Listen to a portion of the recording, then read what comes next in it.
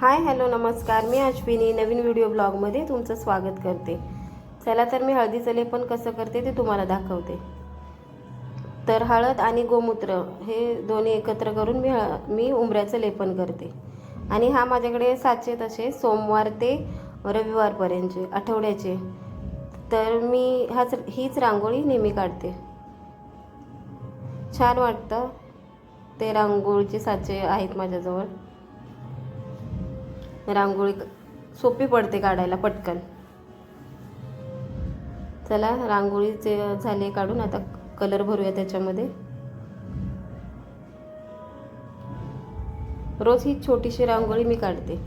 आणि हे स्वस्तिका काढलेत मी उंबऱ्यावरती, त्यांना हळदी कुंकू वाहते। आणि मध्ये एक मी हळदीचं स्वस्तिक काढते। आणि दिवाळीमध्ये आपण घेतो ना ती लक्ष्मीची पावलं, ती पण आहेत माझ्याकडे, मग त्यांना पण मी हळदी कुंकू वाहिले। आणि आता आपण उंबऱ्याच्या खालती छोटीशी एक रांगोळी काढूया। चला तर रांगोळी काढून झाली आहे। ही बघा कशी दिसते रांगोळी, छान आहे ना।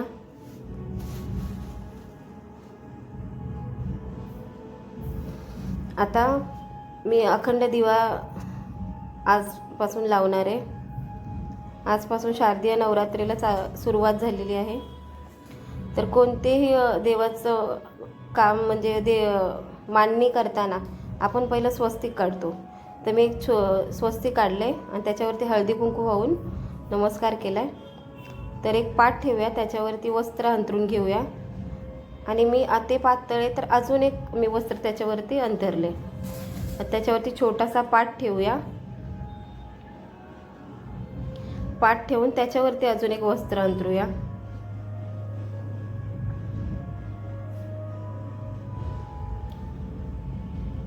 आणि एक ताट ठेवून त्याच्यामध्ये अष्टदल कमल काढायचे। तर अष्टदल कमल काढण्यासाठी मी हे अखंड तांदूळ घेतलेत। तांदूळ तुटलेले किंवा तुकडा तांदूळ वापरायचे नसतात, तर याच्यासाठी असे अखंड तांदूळच वापरायचे। कोणत्याही देवाच्या म्हणजे आपण अन्नपूर्णा देवी देवघरात ठेवतो, त्याच्यासाठी अखंड तांदूळच ठेवायचे। हे बघा मी अष्टदल कमल काढते।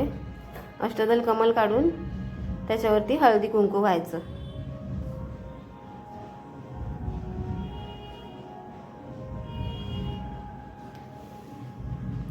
हे बघा आता मी हळदी कुंकू वाहते। हळदी कुंकू वाहून झाले की जो आपण अखंड दिवा लावणार आहोत 9 दिवसासाठी तो ठेवायचा। आणि तो पहिला प्रज्वलित करायचा।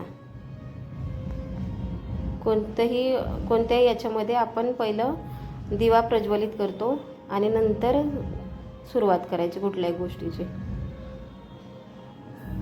आता हे बघा मी दिवा प्रज्वलित करते।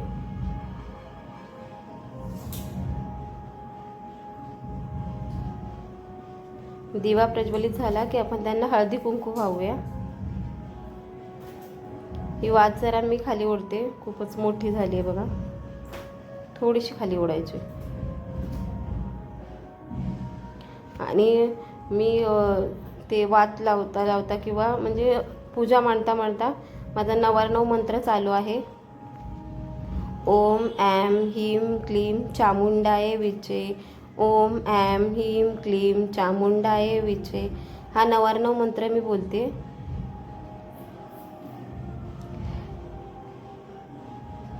तुम्हाला कसा वाटला माझा अखंड दिवा, आवडला का? छान आहे, याच्यामध्ये भरपूर तेल फुटतं।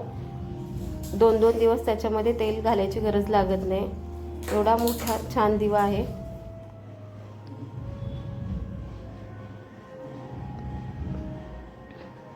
चला मग आता आपण फुलं ठेवूया। ही फुलं मी ठाण्यावरून आणते, खूप छान असतात फुलं। आणि ही फुलं मी आठवडाभर वापरते, एकदम फ्रेश छान वाटतात फुलं।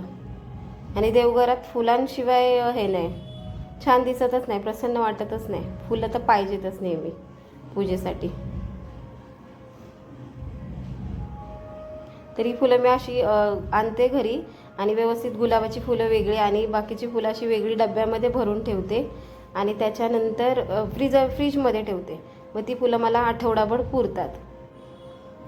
आता आपण चौरंगाभोवती छोटीशी अशी रांगोळी काढून घेऊया. तर हे साच्यांची जी रांगोळी असते ना, ते त्याच्यामध्ये पहिला कलर टाकायचा आणि त्याच्यानंतर त्याच्यावरती साचा ठेवून सफेद कलरनी रांगोळी काढायची. सफेद म्हणजे साच्यावरती सफेद कलरची रांगोळी टाकायची. खूप छान होते. आणि ही माझ्याकडे आहे ना, ती कमळाची साचा आहे. त्याच्यामध्ये अशा कमळ दिसतात असे पूर्ण.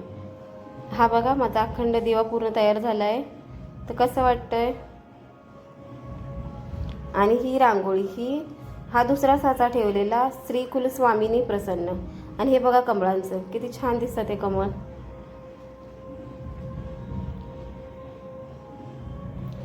तर चला, आपलं पूर्ण झालं आहे दिवस आहे. तर आपण हळदी कुंकू वाहून घेऊया आणि नमस्कार करूया.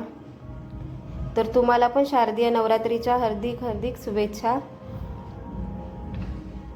आणि व्हिडिओ आवडला असेल तर लाईक करा, शेअर करा, सबस्क्राईब करा. बाय.